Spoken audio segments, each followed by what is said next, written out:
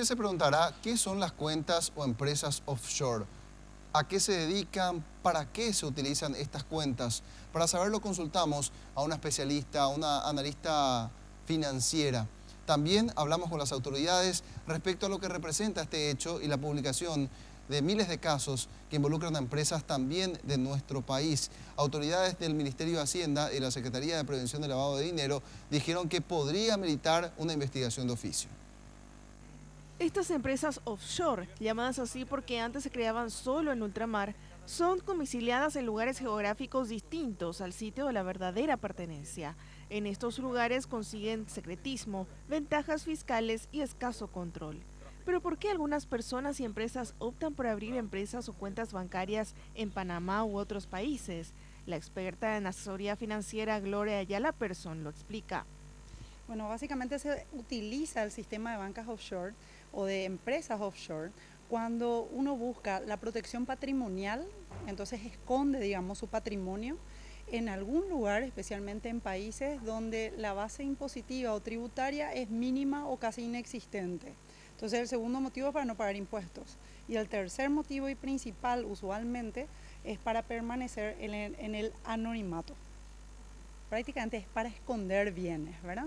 Entonces se utilizan estos paraísos fiscales, que se les denomina así a los países donde la regulación principalmente fiscal y monetaria tienen exigencias muy bajas. Entonces, bueno, es una forma de guardar dinero sin que nadie lo sepa. Cualquier persona con los recursos para hacerlo puede abrir una cuenta bancaria en un paraíso fiscal o incluso establecer una empresa de fachada.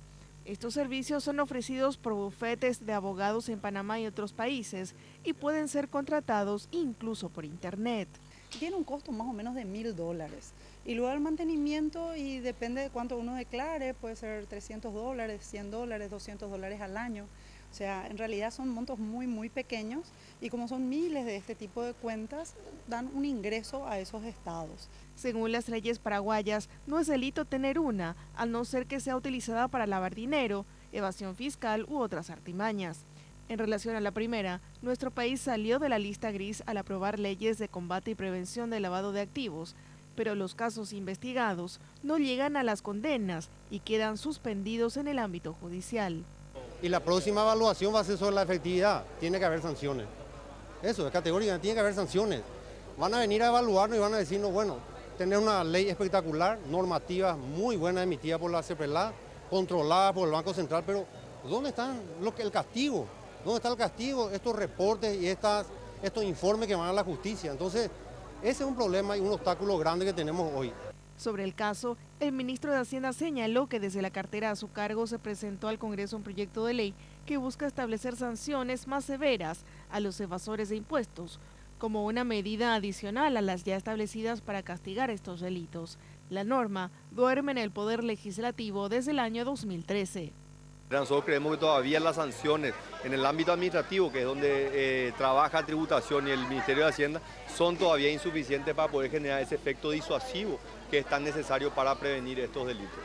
De momento, las autoridades dicen celebrar la publicación de los Panama Papers y aseguran que incluso pueden ser utilizados para la apertura de investigaciones de oficio.